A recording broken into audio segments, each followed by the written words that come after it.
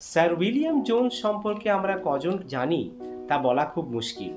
কেউ কেউ হয়তো আমরা তাকে চিনি পার্সিয়ান জোন্স হিসাবে, কারণ তিনি তারিখ-ই নাদিরি বলে একটি গ্রন্থ, যেটি নাদির শাহের জীবনীর ওপর, সেটিকে ফ্রেঞ্চ থেকে ইংলিশে ট্রান্সলেট করেছিলেন।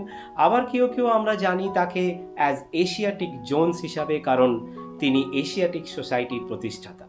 কিন্তু ভারতবর্ষের সামগ্রিক পরিপ্রেক্ষিতে উইলিয়াম জোন্সের মতো একটি সময় প্রাচ্যের ওরিয়েন্টালিস্ট খুব কম মানুষই ছিলেন, কারণ ভারতবর্ষের প্রতি তার আন্তরিকতা, ভারতবর্ষের সামাজিক পরিকাঠামো, সংস্কৃতি এবং দর্শনতত্ত্ব নিয়ে তার গভীর পড়াশোনা সেই সময় কটা লোকের ছিল তা বলা খুব মুশকিল। সেই জন্যেই তাকে একটা সময় প্রাচ্যের ওরিয়েন্টালিস্টের একটি অথরিটি ফিগার হিসাবে ধরা হতো।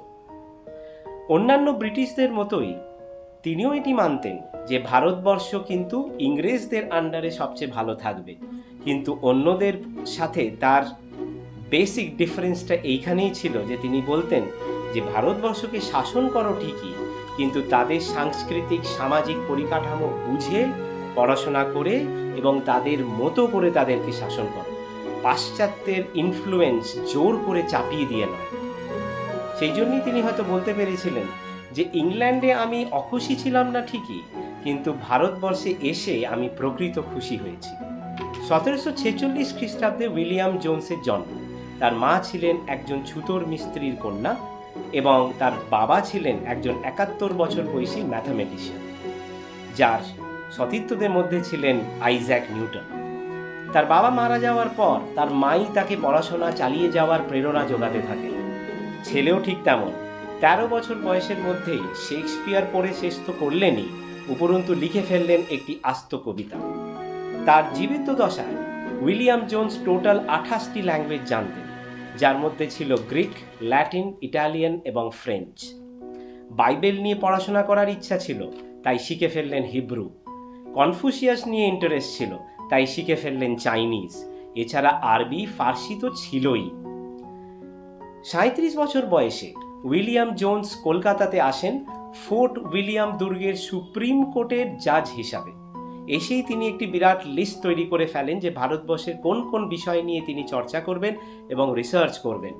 তার মধ্যে ছিল মুঘল এবং মারাঠাদের পলিটিক্যাল সিস্টেম, ভারতীয় সঙ্গীত, ভারতীয় কেমিস্ট্রি, মেডিসিন, সার্জারি ইত্যাদি ইত্যাদি।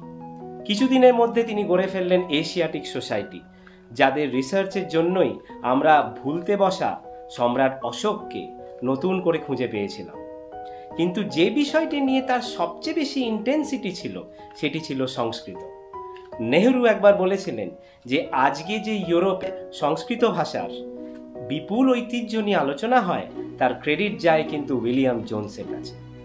উইলিয়াম জোন্স যেহেতু আরবি এবং ফার্সি খুব ভালোভাবে জানতেন, সেহেতু ইসলামিক লকে ট্রান্সলেট করতে তার কোনো প্রবলেম হয়নি। কিন্তু তিনি যখনই হিন্দু ল নিয়ে পড়াশোনা করতে গেলেন, দেখলেন তা অধিকাংশই আছে সংস্কৃত ভাষায়। তাই ঠিক করলেন যে সংস্কৃত শিখতে হবে। সেই জন্য তিনি একটি ব্রাহ্মণ পণ্ডিত নিয়োগ করলেন মাসিক 100 টাকা মাইনের বিনিময়ে। পণ্ডিত এটা ঠিক করে দিলেন যে ছাত্রকে তিনি পড়াবেন ঠিকই, কিন্তু একটি পার্টিকুলার ঘরে পড়াবেন যার মার্বেল ফ্লোরিং হতে হবে এবং প্রতিদিন যেন সেই ঘরটিকে গঙ্গা জল দিয়ে ধোয়া হয়। প্লাস ছাত্র যখন পড়তে বসবে সে যেন খালি পেটে থাকে, মাঝে মাঝে চা চলতে পারে। উইলিয়াম জোন্স এই সবই মানলেন এবং কিছুদিনের মধ্যেই 10,000 সংস্কৃত শব্দ শিখে ফেললেন। বেনারসের পণ্ডিতদের তিনি যখন অনুরোধ করলেন যে তার জন্য মনুস্মৃতিটি যেন একটু ট্রান্সলেট করে দেন তারা তাতে রাজি হলেন না। উইলিয়াম জোন্স এদিকে নিজেই সেটিকে ট্রান্সলেট করে তার নাম দিলেন দি অর্ডিন্যান্সেস অফ মানু। গ্রিক এবং ল্যাটিনের সাথে সংস্কৃত ভাষার যে গভীর মিল, এটা প্রথম দেখান কিন্তু উইলিয়াম জোন্স। গ্রিক কাব্যে পালি বোথারা যে অ্যাকচুয়ালি পাটলিপুত্র এবং সাদ্রাকোত্তুস যে অ্যাকচুয়ালি চন্দ্রগুপ্ত, তা প্রথম দেখিয়ে দেন উইলিয়াম জোন্স। কালিদাসের ব্যাপারেও তার ছিল অসীম আগ্রহ। তার ট্রান্সলেশন শকুন্তলা দি ফ্যাটাল রিং একটি সময় ইউরোপে বেশ আলোড়ন তুলেছিল।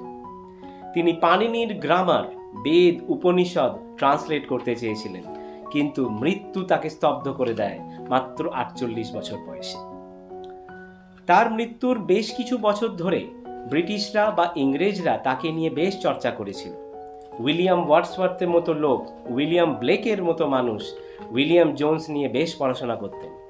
কিন্তু ধীরে ধীরে ব্রিটিশদের সাম্রাজ্যবাদী মনোভাব যত প্রকটতর হতে থাকলো, তত হারিয়ে যেতে থাকলেন উইলিয়াম জোন্স। আমরাই বা কজন তাকে মনে রেখেছি আজ, কিন্তু জিনিয়াসরা এসবের ধার ধারেন। কে তাদের মনে রাখলো কি রাখলো না, এসবে তাদের কিছু যায় আসে না। যতদিন ওরিয়েন্টালিজম নিয়ে আলোচনা হবে, যতদিন ভারতবর্ষের সংস্কৃতি সভ্যতা নিয়ে চর্চা হবে পাশ্চাত্যে, যতদিন কোনো গ্রিক, ল্যাটিন, ইটালিয়ান, ফ্রেঞ্চ বা অন্য কোনো ইউরোপিয়ান ইউনিভার্সিটিতে সংস্কৃত ভাষার ঐতিহ্য নিয়ে গবেষণা হবে বা চর্চা হবে, ততদিন বেঁচে থাকবেন উইলিয়াম জোন্স, স্বমহিমায় আমাদের সবার।